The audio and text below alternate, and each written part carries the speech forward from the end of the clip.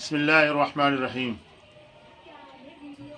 पुरशौकत साहिब वजाहत नाज़रीन और पुरवक़ार सामिईन, आदाब व तस्लीमात, अस्सलामु अलैकुम व रहमतुल्लाहि व बरकातुहू। आज के सेशन, इजलास और नशिस्त में दो लफ्ज़ों आबस्तनी और आबगीना पर बहस होगी इंशाअल्लाह ताला।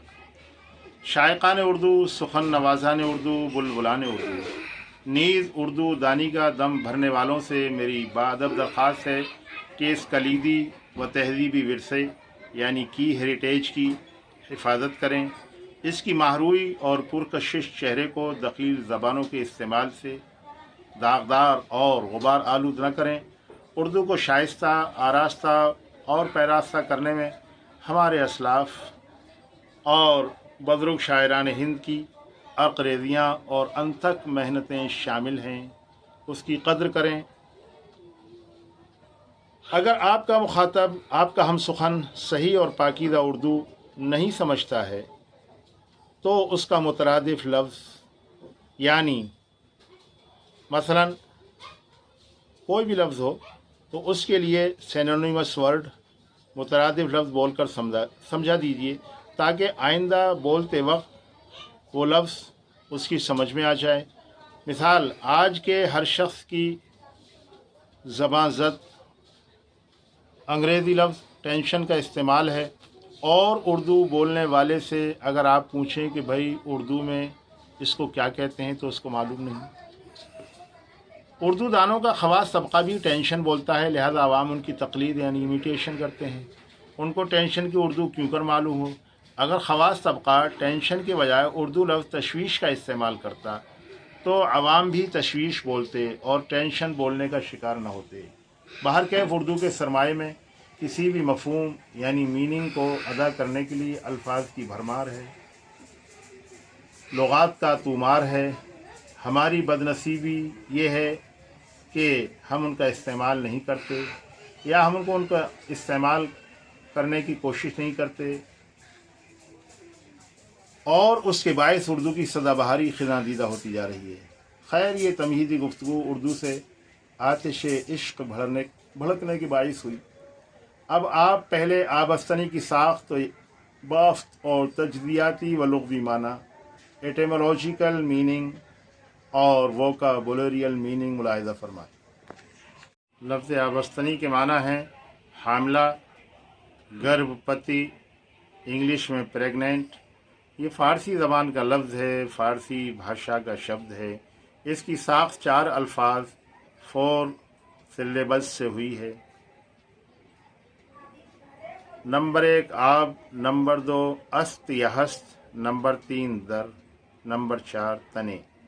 जब मुरक्कब यानी कंपोजिशन इसका किया गया तब तीसरा लफ्ज़ दर सिरे से महजूफ यानी ओमेटेड हो गया, और दूसरे लफ्ज़ अस्त या हस से अलिफ या हा बिल्कुल हज़फ कर दिया गया। चुनाचे लफ्ज़ की तरकीब हुई आबस्तनी। लफ्ज़ी या तजदियाती माना, एटिमोलॉजिकल ट्रांसलेशन हुआ पानी है एक जिस्म में। मुलाहज़ा फरमाएँ कि हमल, जनीन, फेटुस या एम्ब्रियो के माना अदा करने के लिए फ़ारसी लुग़त साज़ों ने कितना माना खेज़ और मेयारी लफ्ज़ तराशा। बच्चा जो शिकम मादर माँ के पेट में परवरिश पाता, ज़ाहिर है कि वो माद्दे मनविया वीरिया स्पर्म से बना है, और माद्दे मनविया वीरिया दर हकीकत सर से लेकर पाँव तक तमाम आज़ा का निचोड़ एक्सट्रैक्ट है। लिहाजा सर के पानी से, जैसा कि हकीमों का कहना है और माहिरीन का लिखना है कि कुदरत सर के पानी से बच्चे का सर, आँखों के पानी से बच्चे की आँखें, नाक कान के पानी से नाक कान बनाती है, और खुदा की कुदरत अलगरज गर्दन, दिल, जिगर, तिल्ली, गुर्दे, आंतें वगैरह वगैरह के पानी से जहाँ जहाँ से पानी गुजर के आता है, माँ के पेट के बच्चे में वही आज़ा बनते चले जाते हैं और वही ऑर्गन्स डेवलप होते चले जाते हैं। हिंदी ज़बान में हामिला यानी प्रेग्नेंट के माना के लिए गर्भवती का बहुत ही मुनासिब और बाहया लफ्ज़ है। क्योंकि गर्भ के माना माँ के पेट में बच्चे के हैं, जनीन के हैं, फेटुस के हैं, और पति के माना है शौहर। बिरादरान वतन की तहजीब और संस्कृति भी जिना, बदकारी और एडल्टरी को इंतहाई मायूस समझती है, बुरा समझती है। तभी तो उनके यहाँ हामिला का तर्जुमा गर्भवती से किया गया। यानी औरत के पेट में बच्चा हो तो सिर्फ उसके शौहर का होना चाहिए, आशना का नहीं। अलबत्ता फ़ारसी तर्जमा आबस्तनी और अरबी तर्जमा हामला, इसी तरह हुबला, ये इल्मी रूह से है और ऐन मुताबिक है और साइंटिफिक है। दूसरा लफ्ज़ आबगीना। आबगीना के माने कांच, शीशा, इंग्लिश में जिसको गिलास, क्रिस्टल, वाइन कप यानी शराब का प्याला, वाइन बॉल ये भी जाम शराब, या वाइन गिलास, इतने इसके तर्जमे आते हैं। दरअसल ये लफ्ज़ आबगीना दो लफ्ज़ों 2 सिलेबल से बना है। एक सिलेबल इसका या एक हिस्सा लफ्ज़ आब है, दूसरा सिलेबल गीना है। और गीना दरअसल गूना था। गूना के माने किस्म के आते हैं, नौइयत के आते हैं। बाहर का पहला हिस्सा आब बेमाना पानी, दूसरा हिस्सा गूना बेमाना मिसल, मुशाबे, जिसको अंग्रेज़ी में लाइक या रिजेंबलिंग कहते हैं। दरअसल शीशागरी, उसका प्रोडक्शन और सनाअत ये पानी से हुई है। जैसे शीशे के अंदर चेहरा और हर शय की तस्वीर हूबहू नज़र आती है, इसी तरह जब आप पानी में झांकते हैं तो हूबहू वही कैफियत पानी की है। यानी पानी जो है वो शीशे का मबदा तख्लीक है। इससे जो है इंसानों ने, यानी पानी से इंसानों ने शीशे को बनाया है। दुनिया में सबसे पहले इसकी सनाअत यानी शीशागरी यूरोपी मुल्क फ़्रांस में हुई थी। अहले फ़्रांस ने पानी से शीशे को बनाना शुरू किया था। इसीलिए शायर मशरिक़ अल्लामा इक़बाल ने अपने एक शेर में कहा है, उठा न शीशा गराने फ़रंग के एहसां, उठा न शीशा गराने फ़रंग के एहसां, सफ़ाल हिंद से मीना व जाम पैदा कर।